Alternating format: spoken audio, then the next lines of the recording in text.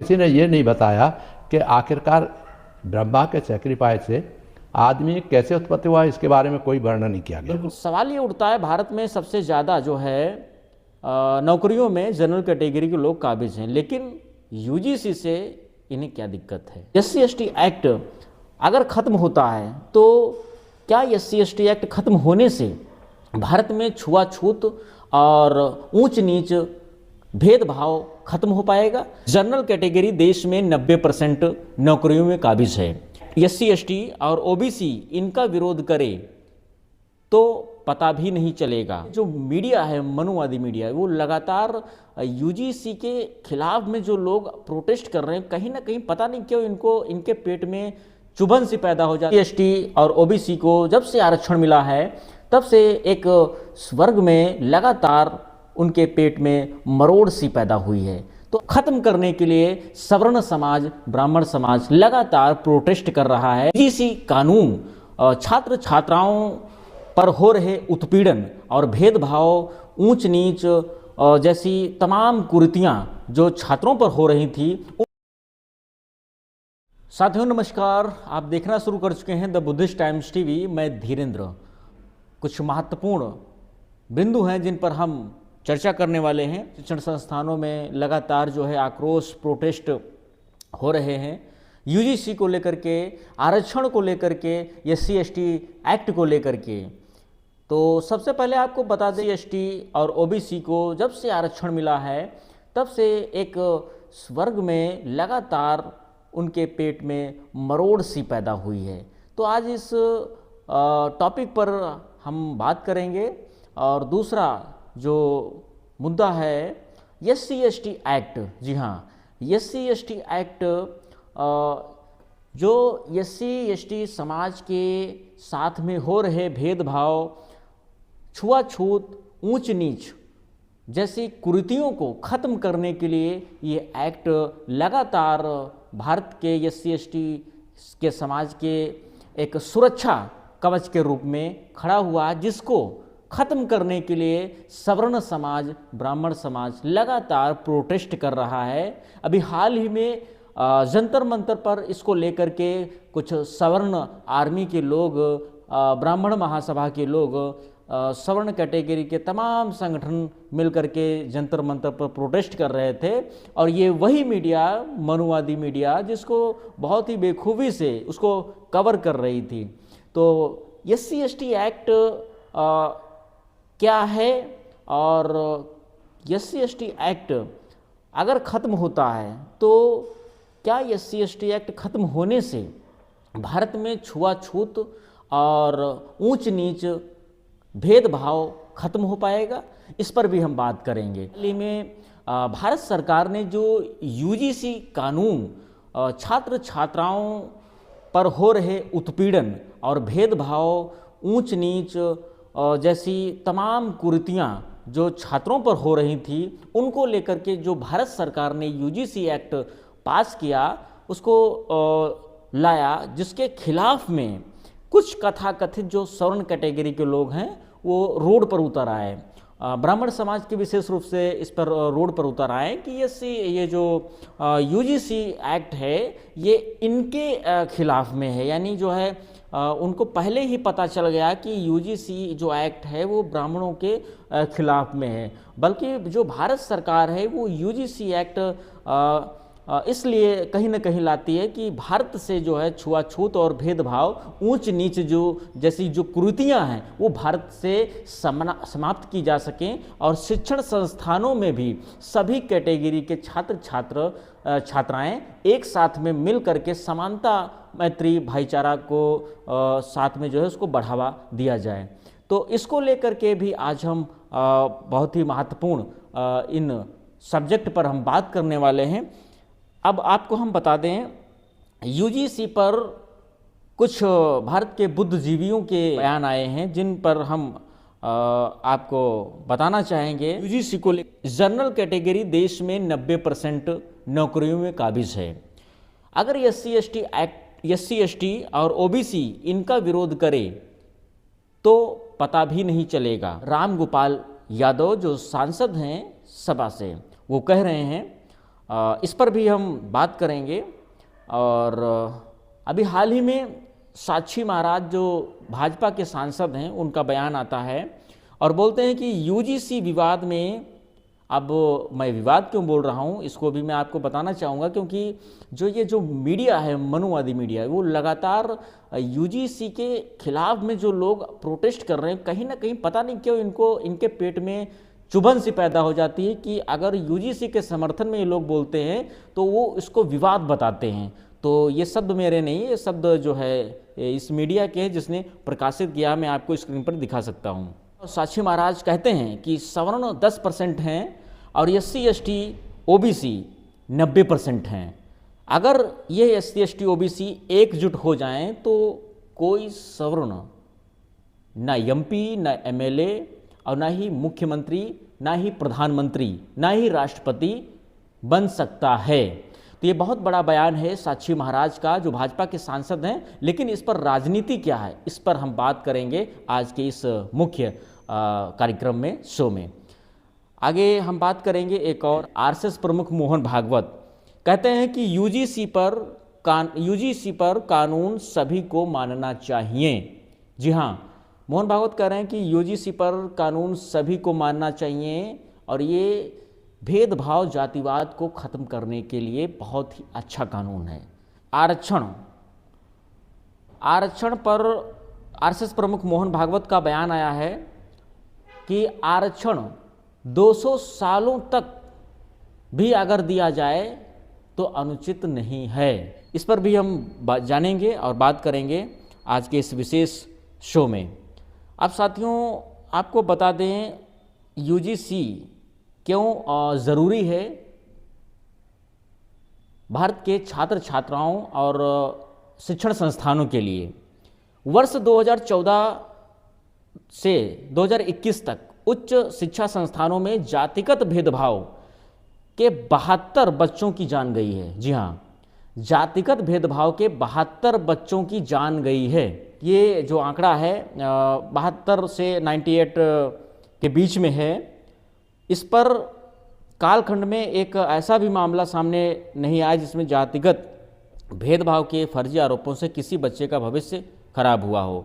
लेकिन फिर भी संदेह SC ST OBC के बच्चों पर ही किया जाता है, क्योंकि लगातार जैसे यूजीसी जब से पास हुआ, जब से आया है, तब से जो है जो सवर्ण कैटेगरी के लोग हैं, जो ब्राह्मण समाज के लोग हैं, वो लगातार इसके विरोध में अड़े हुए हैं।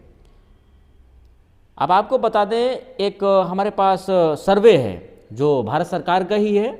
भारतीय ब्यूरोक्रेसी में ये OBC SC ST की स्थिति जो है, ज़्यादा जो है जनरल कैटेगरी के 92 IAS हैं पूरे भारत में, और IPS की अगर हम बात करें तो 90% जनरल IPS हैं। अगर हम बात करें कि IFS, तो IFS जो है 82% है। अब सवाल ये उठता है, भारत में सबसे ज़्यादा जो है नौकरियों में जनरल कैटेगरी के लोग काबिज हैं, लेकिन यूजीसी से इन्हें क्या दिक्कत है। आगे बढ़ते हैं। अब एक आंकड़ा और हमारे पास है, भारत में 88% जो जज हैं वो ब्राह्मण हैं। जी हाँ, भारत में पिछले 7 वर्षों से 88% जज ब्राह्मण बनाए गए हैं। ना कोई परीक्षा, ना कोई इंटरव्यू, सीधे कॉलेजियम सिस्टम से नियुक्त किए गए हैं। तो सवाल सीधा है, न्याय मिलेगा कैसे? अब इस पर भी हम बात करेंगे, न्याय मिलेगा या नहीं। तो सबसे पहले आज के इस विशेष शो में हमारे साथ में बात करने के लिए आदरणीय डॉक्टर चंद्रपाल साहब, IAS, पूर्व सचिव भारत सरकार, राष्ट्रीय अध्यक्ष आदर्श समाज पार्टी मौजूद हैं। तो सर, सबसे पहले आपका बहुत बहुत स्वागत है। Thank you. साथियों, जैसा कि आपको मैंने बताया कि वर्तमान में आरक्षण को लेकर के जिस प्रकार से जो मतभेद एक समाज लगातार कर रहा है, उसका विरोध कर रहा है कि आरक्षण खत्म होना चाहिए। तो सबसे पहले सर, आरक्षण क्यों जरूरी है और खत्म होने से क्या भेदभाव या जातिवाद खत्म हो जाएगा? सबसे पहले सर हमारा सवाल है। धन्यवाद। जय भीम भाइयों। मैं हमेशा आरक्षण पर सर्विस के पास समय में बोलता रहा हूँ और लोगों को समझाता रहा हूँ। एंड यहाँ तक कि चीफ सेक्रेटरी लोगों को और चीफ मिनिस्टर के सामने बोले हैं, बताया है, और वो लोगों ने बिना हम पर नाराज़गी किए हुए उन्होंने उसे आगे बढ़ाया, जैसे हमने सजा दिया। आज भी हम फिर से उसे रिपीट करना चाहते हैं। देखिए, आरक्षण एक देखने को ऐसा महसूस होता है जैसे बहुत बड़ा अपन कास्ट के लोगों के साथ अन्याय हो रहा है जी। तो इस संबंध में मैं कहना चाहूँगा, और समझे लोग गंभीरतापूर्वक से, कि 3000 लगभग 3000 वर्ष पहले आपके सबसे पहला ऋग्वेद लिखे गए। ऋग्वेद में जो मैंने जहाँ तक पढ़ा था वो उसमें कहा गया कि पहले जो Brahma was sacrifice and Brahma के सैक्रिफिकेशन से तमाम सारे संसार की उत्पत्ति हुई। आपके सारे जानवर बने, हवा बने, पेड़ बने, पक्षी बने, सब कुछ। एंड साथ में ये नहीं बताया कि मनुष्य कैसे बना जी। तो मैंने पढ़ा तो मुझे बड़ा आश्चर्य हुआ कि सारी चीज़ माइन्यूटली दिखाया गया है कि घोड़े बने, जानवर बने, ये बने, मगर मनुष्य के बारे में, उत्पत्ति के बारे में कुछ नहीं कहा। तो पता लगा कि वहाँ पर नीचे जाते और पढ़ा तो 11, 12, 13, 14 इस तरह का कुछ पॉइंट्स है। उन्होंने अचानक पूछा है तो मैं बताना चाहता हूँ, मुझे याद है कि उसमें उन्होंने कहा कि सबसे पहला कि जब सेक्रीफाइस हुआ तो पहला जो हुआ वो उत्पत्ति हुई वो ब्राह्मण की हुई, ब्राह्मण, फिर दूसरी क्षत्रिय की, तीसरी वैश्य की, चौथी शूद्र की। तो ब्राह्मण जब उन्होंने कहा तो आश्चर्य हुआ। उन्होंने कहा कि कुछ जो लोग जिनका कार्य होगा शिक्षित करो, लोगों को पढ़ाना, समझाना। दूसरा आपका जो क्षत्रियों का कार्य होगा रक्षा करना और स्वामी भाव रखना, दूसरों की रक्षा करना। तीसरा जो आपका ये हुए थे वैश्य लोग, तो वैश्य का काम है व्यापार करना, खेती करना, जानवर पालना, ये उनका काम था। और लास्ट में शूद्र का काम था। और शूद्र का काम ये बने तो वो सबसे नीचे माने गए, दूसरों की सेवा करना और उनके आज्ञा का पालन करना, ये अपने की हीनता की भावना से ग्रसित रहना, ये था। तो इसे मैंने बहुत गंभीरतापूर्वक सोचा, कई बार इतने जीवन में कई बार इस टॉपिक पर बोला हूँ, मगर किसी ने कुछ जवाब दिया नहीं। जितने भी विद्वान आपके सवर्णों के हैं, महात्मा हैं, बड़े बड़े विद्वान हैं, लिखने पढ़ने वाले लोग हैं, किताबें लिखी हैं, ग्रंथ लिखे हैं, PhD किए हैं, मगर किसी ने ये नहीं बताया कि आखिरकार ब्रह्मा के सैक्रिफाइस से आदमी कैसे उत्पत्ति हुआ, इसके बारे में कोई वर्णन नहीं किया गया। बिल्कुल बड़ा सवाल। ये पहली बात तो ये है कि और फिर उसको बांटा गया समाज को कि जो थोड़ा वो जो उनका काम है केवल पढ़ना लिखना, दूसरों को मारना पीटना, जो क्षत्रियों का काम है रक्षा करना, एंड वैश्य वगैरह, ये जो इतना विभेदकारी सिस्टम था कि शुरू से बाबा साहब तो एक किताब में लिखे हैं कि ये केवल 4 साल के लिए हुआ करता था कि ब्राह्मण कौन बनेगा, तो वो 4 साल के लिए था, उसे किल करना चाहिए था। 4 साल के बाद फिर वो ऑटोमेटिकली दूसरे बन जाना चाहिए था, क्षत्रियों का नंबर आना चाहिए था, वैश्य का आना चाहिए था। मगर उन्हीं का ब्राह्मण, क्योंकि एजुकेशन उनके हाथ में आ गई तो ताकत उनकी बात रही और मस्तिष्क का काम उनका ज़्यादा चला, इसलिए वो विद्वान कहलाए और कह दिया कि यही जो है ब्राह्मण रहेंगे। और उनका कार्य जो था, आप पढ़िएगा, ऋग्वेद पढ़िए, उठा लीजिए कि औरों के जो बाबा साहब की किताब है उसको पढ़िएगा, सर्वांग जो वो है, उसमें उन्होंने साफ लिखा है कि ये जो यज्ञ किया करते थे, यज्ञ करते थे, यज्ञ के साथ साथ शराब भी पीते थे, और उसको कुछ शराब अच्छी होती थी, देवता पीते, वैसे बाकी जनरल मालिक जो मनुष्य थे वो करते थे। और शूद्र, 4 तरह के जो वर्ण व्यवस्था जो बनी, तो विभेदकारी वहीं से शुरू हुआ। विभेद जो शुरू हुआ, ऊंच नीच की भावना वहीं हुई, क्योंकि एक तरफ तो ब्राह्मण हैं जो कहते हैं कि हम आपको पढ़ाएंगे, आप विद्वान हैं, दूसरी तरफ जो है शूद्र है जो कहते हैं कि तुम्हारा काम केवल दूसरों की सेवा करना है और कुछ बिना कुछ किए हुए, आप बिना हाँ ना किए हुए आपको काम करना है। तो इस तरह से और फिर 4 आश्रम बना दिए उन्होंने अपने चलन के थे। तो 4 आश्रम आप जानते ही हो कौन कौन से हैं, ब्रह्मचर्य करना, गृहस्थ का करना, इतने सालों के बाद वनस्पति वन व्यवस्था में चले जाना, मतलब 4 वो भी बनाए उन्होंने। तो ये चलता रहा। और जैसे अभी जैसे आपके आरएसएस के चीफ ने कहा है कि आरक्षण 200 वर्ष की बात है, तो 200 वर्ष से नहीं है, जो ऋग्वेद से शुरू हुआ है। That is a fundamental. जब नहीं, उन्होंने बयान दिया है कि आरक्षण जो है 200 सालों तक रहे तब भी अनुचित है। आरएसएस प्रमुख मोहन भागवत। नहीं, इसको मैं इसको और अच्छी तरह एक्सप्लेन करूंगा जी कि उन्होंने क्यों कहा, कैसे कहा। वो अगर ऐसे कहेंगे अनुचित, अनुचित क्या होता है, उनको कहना चाहिए कि या तो अधिकार मिले तो सबको बराबर का अधिकार मिले। पढ़ने लिखने का काम है केवल ब्राह्मणों का ही क्यों होना चाहिए भाई, क्षत्रियों का क्यों नहीं हो सकता है, वैश्य का क्यों नहीं हो सकता, वो भी तो काम करते हैं। मगर नहीं, समाज को बदलना नहीं देना चाहते ये लोग। चाहे कितने भी सरकारें आई, बाहर के आक्रमणकारी आए, उन्होंने राज कर लिया, मगर व्यवस्था, वर्ण व्यवस्था उनकी बरकरार रही। ये क्यों नहीं ख़त्म की गई?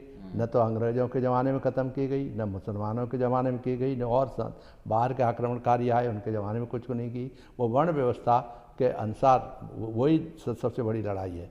वर्ण व्यवस्था क्यों, ऊंच नीच क्यों, मानव मानव एक समान क्यों नहीं?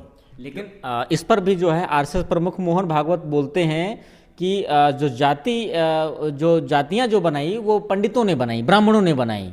नहीं, किसी ने बनाई हो, ब्राह्मणों ने बनाई अगर, और इसी से समाज बिखराव पैदा हुआ। नहीं, ब्राह्मणों ने बनाई तो वो भी एक गलत बात है कि ब्राह्मणों ने अपने हित की बात है। जो पहले बार एक बार मौका मिल गया तो उन्होंने अपने को अपने हेरिडिटी बना दिया। हेरिडिटी कार चलता रहा तो पावरफुल वही हो गए। एजुकेशन जिसके पास है वही पावर है, बुद्धि बल है, और बाहुबल उसी से आता है। बुद्धि बल, बाहुबल, और फिर उसके बाद आपको सारे बल हैं सब उनके पास आ जाते हैं। तो आप यज्ञ करना, ये करना, पूजा पाठ कराना, लोगों को अंधविश्वास में भाग ले जाना, ये सब जो है इसी का। तो भागवत साहब तो बहुत अच्छी तरह जानते हैं कि वो क्या है क्या नहीं है। अब वो सोच रहे हैं कि आज की परिस्थिति में क्या करना है। 200 वर्ष तक का राज करा, जिस पर झगड़ा हुआ है। बाबा साहब ने जब आए थे और महात्मा गांधी जी के बीच में खूब वार्तालाप हुआ है कि उन्होंने कहा कि जातीयता कंटिन्यू रखी हुई है, इसलिए जातीयता बरकरार रहनी चाहिए।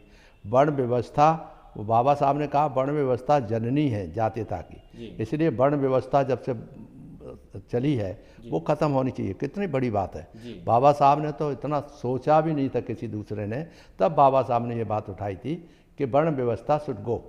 वर्ण व्यवस्था जातीयता की जननी है और उसी से हमारा समाज बट रहा है, देश बट रहा है और गुलाम हो रहा है। हज़ारों वर्षों से गुलामी की जंजीरों में फंसा हुआ है। और सिर्फ इनको ब्राह्मण वर्ग को ये मज़ा आता रहा कि हम तो टॉप पे हैं, हमें क्या लेना देना है, हमें मंदिर चलाना है, हमें उसके जो कमाई है वो खाने हैं, ये करना है, वो प्रॉपर्टी के मालिक हैं। तो इसलिए वो इस पर कभी कोई बोला नहीं और चलता रहा। या बाद में जब गांधी जी और महात्मा जी के, गांधी जी के बीच में और बाबा साहब के बीच में बहस हुई है और लिखा पढ़ी हुई है, बाकायदा पढ़ लें लोग, तो उसमें बिल्कुल साफ कहा है कि Mahatma Gandhi was in favour of continuation of the casteism, जबकि बाबा साहब कहते थे कास्टिज्म में नहीं है, वर्ण व्यवस्था is the Janani of casteism, इसलिए वर्ण व्यवस्था शुड गो। अब वर्ण व्यवस्था तो वेदों में है, पुराणों में है, सब जगह वर्ण व्यवस्था है। आप कोई भी वेद पढ़ लो, कुछ भी कर लो, हर जगह वर्ण व्यवस्था की बात होगी तो ब्राह्मणों के टॉप पे बात होगी। तो यही आज खल रहा है कि ब्राह्मण ही टॉप पे क्यों, उन्हीं के साथ चीज़, उन्हीं के उसमें क्यों। फिर ये बात आते आते संविधान बनाने का मौका बाबा साहब से पहले उन अंग्रेज़ों के फर्स्ट राउंड टेबल कॉन्फ्रेंस हुई इंग्लैंड में। रैमजे मैकडोनाल्ड थे जो उनके प्राइम मिनिस्टर, उनके सामने सारे लोग बैठे, गांधी जी नहीं गए थे उसमें। राउंड टेबल कॉन्फ्रेंस में बड़ा साफ साफ कह दिया कि साहब ये जो बाबा साहब ने क्वेश्चन किया, ललकारा प्राइम मिनिस्टर को, जो रामजे मैकडोनाल्ड को, इससे ज़्यादा बहादुरी का काम कैसे किया सोचा जा सकता है। उन्होंने कहा कि अंग्रेज साहब, you came to India and we were not allowed, our children were not allowed to go to schools, they were not allowed to draw water from the same pool, same ponds, and so many, बस्तियों में नहीं रह सकते थे, खेल नहीं सकते थे, मतलब common participation was not allowed. तो उन्होंने, बाबा साहब ने इस बात को उठाया और उसी के उन्होंने जिहाद छेड़ा कि ये से बंद होना चाहिए, ये सब जो है वैसा। तो उन्होंने बड़ा सीधा क्वेश्चन किया प्राइम मिनिस्टर को। उन्होंने कहा when you came to India 150 or 200 near about 150 years back, we were not allowed to all these facilities, मगर आप जो अब हमें स्वराज की बात करते हैं, हमारे कांग्रेस के लोग जो थे वो कहते स्वराज चाहिए हमको, गांधी जी के मार्गदर्शन में चल रहा था आंदोलन। तो स्वराज के लिए उन्होंने कहा कि स्वराज अगर है तो स्वराज के लिए हमें महसूस होना चाहिए, गारंटी होनी चाहिए कि स्वराज के बाद हमको क्या प्राप्त होगा, क्या हमारी स्थिति में सुधार होगा, क्या हम अनटचेबल्स माने जाएंगे कि नहीं माने जाएंगे, और मतलब क्या हम जो कुछ स्वतंत्रता हमारे लिए कुछ लेके आएगी कि नहीं आएगी। तो ये सब बातें उन्होंने फर्स्ट राउंड टेबल कॉन्फ्रेंस में कहा, और उन्होंने कहा कि we want that you should leave India, यानी we want to leave India, quit India, we will decide how to achieve all these rights for our people.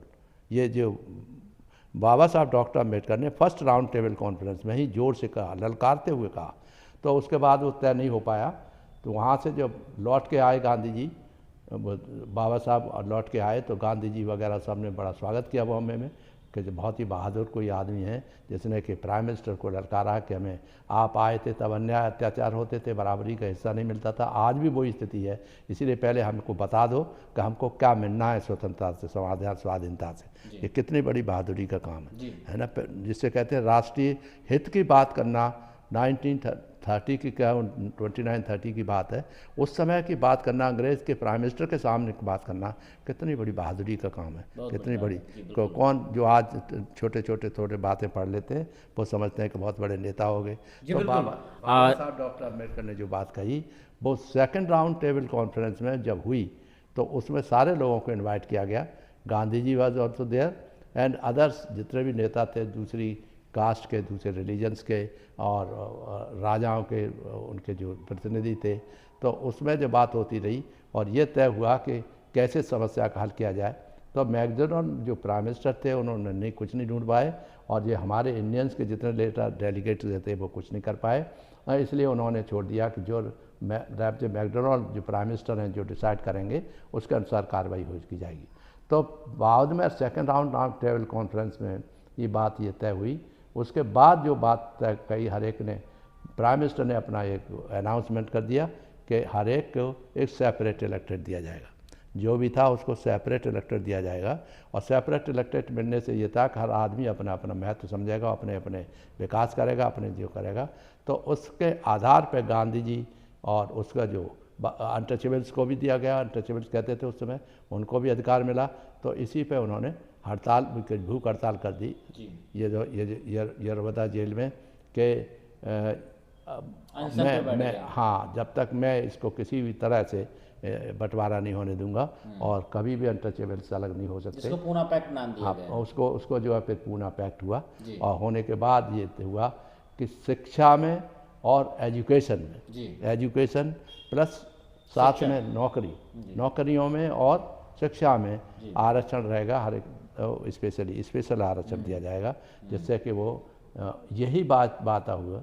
और तब से वो आरक्षण और स्पेशल जो कंसिडरेशन है फॉर पार्टिसिपेशन और टू अनटचेबल्स वाज ग्रांटेड, तभी से वो चलता आ रहा है, तभी से चल रहा है। और तो हो गया आरक्षण क्यों और कैसे।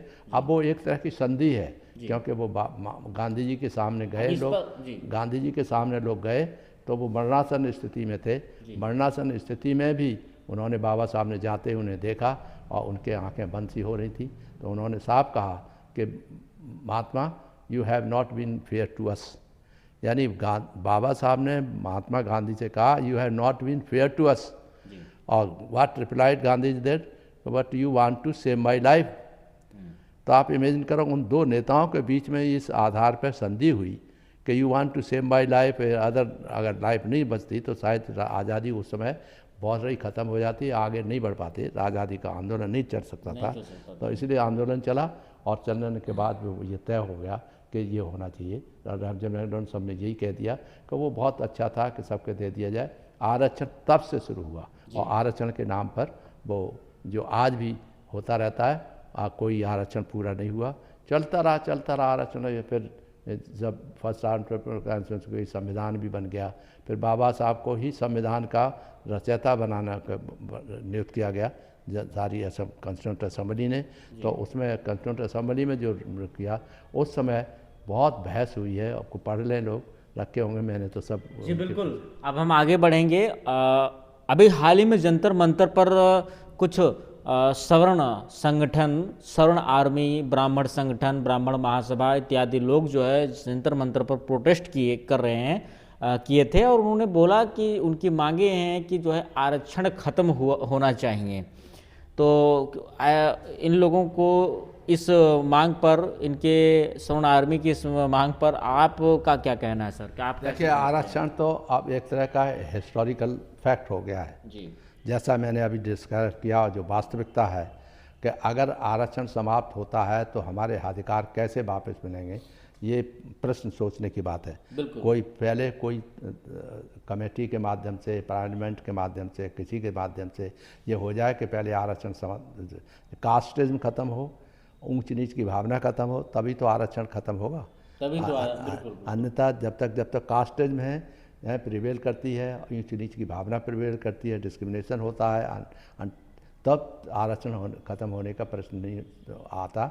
और फिर दूसरा जो आरक्षण हुआ वो एक तरह की भागीदारी थी कि भागीदारी मिलना चाहिए, जो भागीदारी इनको मिलेगी, और उसके लिए भागीदारी मिलने के लिए किसी भी स्थिति में भागीदारी को डिस्टर्ब नहीं किया जा सकता, क्योंकि ये एक तरह का एग्रीमेंट है between the two leaders, national leaders. Poona pact जो है एक नाम से है, वो दो महान हस्तियों के बीच में आरक्षण के पूना पैक्ट के माध्यम से एक संरक्षण दिया गया था। तो संरक्षण को किसी तरह से उसको ख़त्म नहीं किया जा सकता। और फिर संविधान में भी निहित कर दिया गया, संविधान में आरक्षण भी समाप्त किया रखा हुआ है। और दूसरा फिर अनटचेबिलिटी थी उसमें बहुत। तो बाबा साहब डॉक्टर अम्बेडकर ने और गांधी जी के बीच में बहस हुई, तो उन्होंने कहा अनटचेबिलिटी तो कंटिन्यूटी दी है इस देश में, अनटचेबिलिटी चलती चली आ रही थी वेदों से लेके और तमाम सब लोगों ने, तो अनटचेबिलिटी ख़त्म होनी चाहिए। तो अनटचेबिलिटी पर ही जोर दिया गया, क्योंकि और ऑर्थोडॉक्स लोग थे, उन्होंने माना नहीं तो कास्ट तभी ख़त्म होना चाहिए था। केवल अनटचेबिलिटी ख़त्म करने का प्रयास किया गया। और आर्टिकल कॉन्स्टिट्यूशन के समय में डिबेट वगैरह होने के बाद ये तय हुआ कि आर्टिकल 17 लगाया जाना चाहिए। और आर्टिकल 17 के अनुसार ये था, whosoever practises untouchability he will be punished. वहाँ पर भी अनटचेबिलिटी की बात आई कि अनटचेबिलिटी के जो करेगा छुआछूत होगा। हज़ारों वर्षों से इंसान नहीं माना गया और अमानुषता का व्यवहार होता था उनके साथ, पानी नहीं पिया जाता था, छुआछूत होती थी। ये सब का जो अन्यायपूर्ण व्यवहार होता रहा, उस व्यवहार को ख़त्म नहीं हो पाया, तब अनटचेबिलिटी एक्ट की बात आई। SC/SC एक्ट बनाया जाना चाहिए। हाँ, उन्होंने कहा कि ये मानने वाले नहीं है, इसलिए SC/SC एक्ट बनाया गया कि अगर हूसएवर प्रैक्टिसेस अनटचेबिलिटी, पानी नहीं पिलाना है, दिमाग रखनी है, डिस्क्रिमिनेशन करना है, तो उसके खिलाफ कार्रवाई FIR दर्ज होगी और कार्रवाई की जाएगी। नहीं तो अदरवाइज होना चाहिए कि whosoever practises caste he will be punished. तो आज मेरा यही पॉइंट रहता है और मैं कह रहा हूँ, और हमारे रजिस्ट्रेशन में पार्टी की रजिस्ट्रेशन जो हुआ है उसमें भी साफ लिखा हुआ है कि whosoever practises caste he will be removed, he will be punished. तो वो जो अनटचेबिलिटी की जगह हम कहते हैं कास्ट ख़त्म करो, नाम जात फलाना नाम ये नहीं होना चाहिए, और उसके लिए पनिशमेंट होगा। अगर जात में चल रहे हैं आप यात्रा में, तब भी पूछ रहे हैं कौन जात हो आप, कैसे हो, क्या है। आज कास्ट है, और कास्ट के साथ साथ अनटचेबिलिटी भी साथ में अटैच होती है। जब वो आदमी को मालूम हो जाता है कि चंदपाल जो है जाटव है, तो फ़ौरन ही वो समझ जाते हैं कि ये जाटव है, इसलिए अनटचेबल है और इसके खिलाफ कार्रवाई, इसको सहयोग जो होना चाहिए वो नहीं होता। और हर पूरे जीवन भर हमने देखा है। तो हमने कहा कि ये तो ख़त्म होने की बीमारी जात में है, तो जात ख़त्म होना चाहिए। जी बिल्कुल।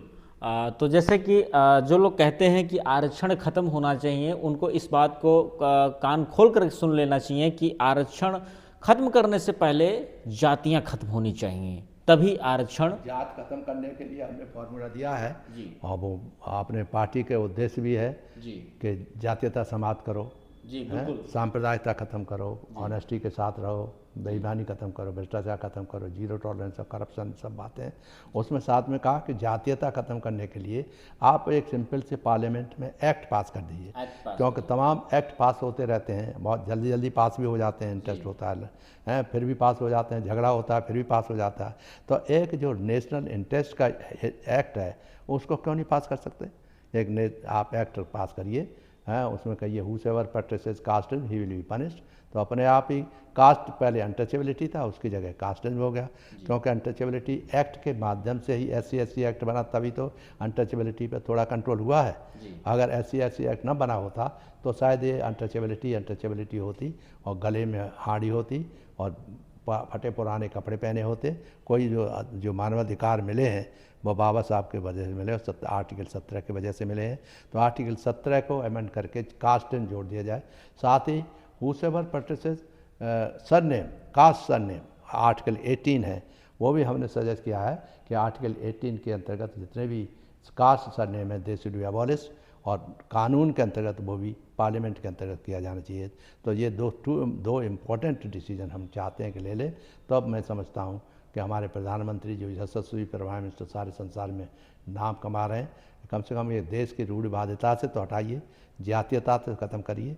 और एक्ट ऐसा तो नहीं है कि नहीं हो सकता, एक्ट पास होने पे आप किसानों के एक्ट और फलाने के एक्ट, दुनिया के एक्ट बन जाते हैं फटाक से, तो क्यों नहीं बन सकते ये लोग? तो एक्ट योग्य नहीं है, तो ये योग्य नहीं है तो ये तो कोई बात नहीं होती। उनके लिए एजुकेशन देखिए, एजुकेशन सबको बराबर करेगी तभी तो आपको योग्य बनाएंगे। इनको आप योग्यता के आधार पर आने नहीं देते, आप पढ़ने नहीं देते। अच्छे अच्छे स्कूल्स प्राइवेट स्कूल से चल रहे हैं, उनमें बहुत बड़ी फीस दी जाती है, बड़े बड़े लोग जो हैं उसमें आ जाते हैं, उनके बच्चे आते हैं फॉरेन में पढ़ के आते हैं, यहाँ पर डॉक्टर इंजीनियर बन जाते हैं, बाकी लोग जैसे घूमते रहते हैं, कुछ नहीं हो पाता। तो इसलिए ये बहुत ज़रूरी है कि एजुकेशन शिक्षा सबको समान हो, एक सी शिक्षा हो।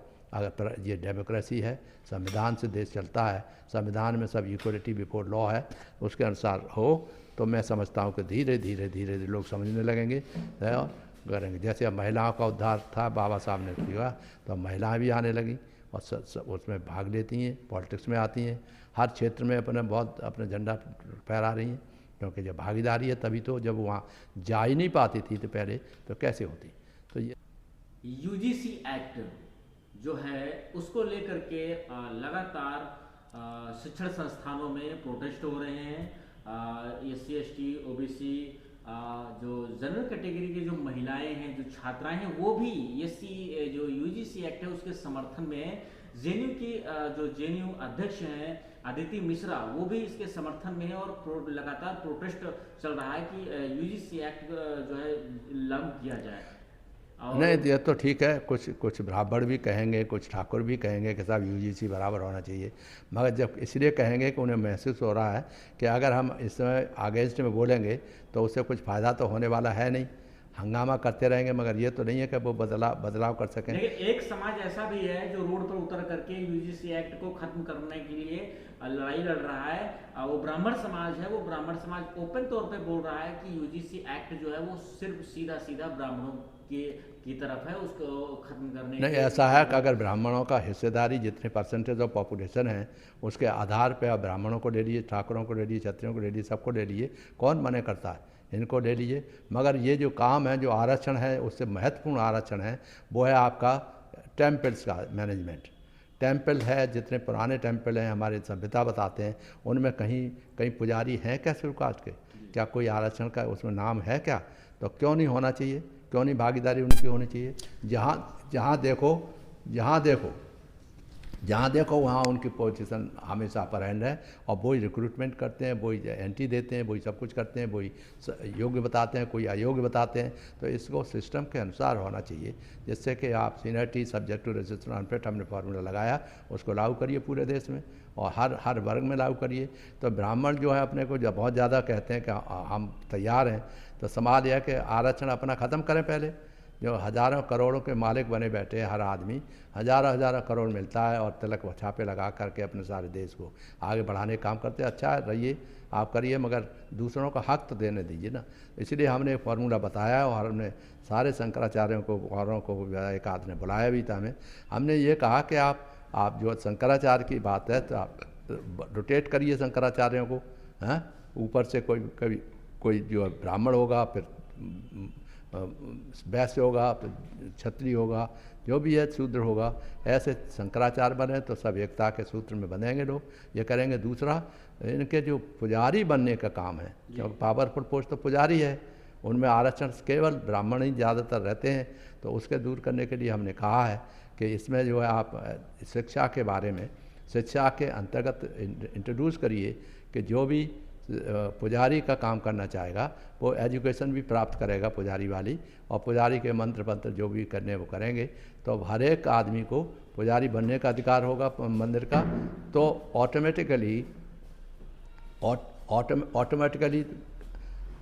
ऑटोमेटिकली जो उसको भागीदारी मिलना शुरू हो जाएगी। तो ब्राह्मण जो अपने खुश होना चाहिए कि हमारे भाई भी पुजारी बन जाएंगे। तो मगर ये ऐसा होना, विचार तो आना चाहिए पहले, है। तो एक तो ये करें, हर पेड़ देख लो, जहाँ पर है पीपल का पेड़ वहीं पर मंदिर बन जाता है। सारे कार्यालय देख लो, उनमें सब में हर प्रेमिसेस में मंदिर बने हुए हैं। क्या दिखाई नहीं देता लोगों को? क्या कुछ लोग जो वो करते हैं उन औरों को पक्षपातपूर्ण व्यवहार होता है। मुसलमान हैं तो वो अपना दादागिरी करते रहते हैं, वो भी ठीक नहीं है।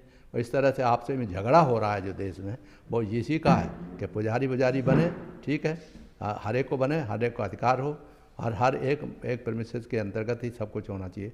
और छोटी छोटी बातों पे मुसलमान अलग झगड़ने तैयार हो जाता है, मर्डर करने तैयार होता है, गोली मारने तैयार होने लगते हैं। और ऐसे ही छोटे जो सुकास्ट के लोग हैं वो बेचारे अपना अधिकार मांगते हैं, लड़के तो इकट्ठा होते हैं तो उनके ऊपर लाठीचार्ज होते हैं। उनको स्टूडेंट के डेज में अभी 98 लड़के स्टूडेंट मारे गए, पिट गए और पिटेंगे, कुछ होने वाला नहीं। मैं इसलिए कहता हूँ कि ये नहीं होना चाहिए। क्रांतिकारी, ये देश के विरुद्ध क्रांतिकारिता नहीं दिखाई जानी चाहिए। ये सारे और वो जड़ जो है, हम सब लोग जो सीनियर लोग बैठे हुए हैं, माननीय मुख्यमंत्री से लेकर नीचे तक के और माननीय प्रधानमंत्री से लेकर नीचे तक, ये सब जानते हैं, हम जानते रह चुके हैं गवर्नमेंट ऑफ इंडिया में, यहाँ स्टेट गवर्नमेंट में रह चुके हैं, सारे पदों पे, बहुत से पदों पे देखे हैं। ठीक है, हम होम मिनिस्टर नहीं बने, होम सेक्रेटरी नहीं बने, कुछ नहीं बने, मगर हमने इम्पोर्टेंट डेवलपमेंट के काम में तो रुचि ली है और उनको करके दिखाया है। तो ये करके दिखाया, जब वो हो सकता है तो उसे फॉलो क्यों नहीं किया जा सकता? क्यों नहीं बन सकते कि आप जो है जितने भी लोग हैं उन सबको भागीदारी मिलनी चाहिए। सबका साथ, सबका विकास, सबकी भागीदारी, ये नहीं रहने देना चाहते। हमने प्राइम मिनिस्टर साहब को कई बार लिखा भी कि आप सबका साथ, सबका विकास, सबके जो है विश्वास, सब कहते हैं, बहुत अच्छी बात है, हम आप पर गर्व करते हैं, मगर आप जो है सबका साथ में सबकी भागीदारी क्यों नहीं? अनाज दे दिया तो ये कौन सी भागीदारी होगी? ये तो यही हो गया कि धोबी धानुक चमार जितने भी लोग हैं वो ऐसे करते रहे, वो काम करें, छोटे मोटे काम करते रहे घर में बैठ के, और वो करें। हमने भी तब दिया, हर जात के आदमी को, कुम्हारों को, मछुआरों को, उनको पट्टे दिए लैंड के, कोई सोचता ही नहीं।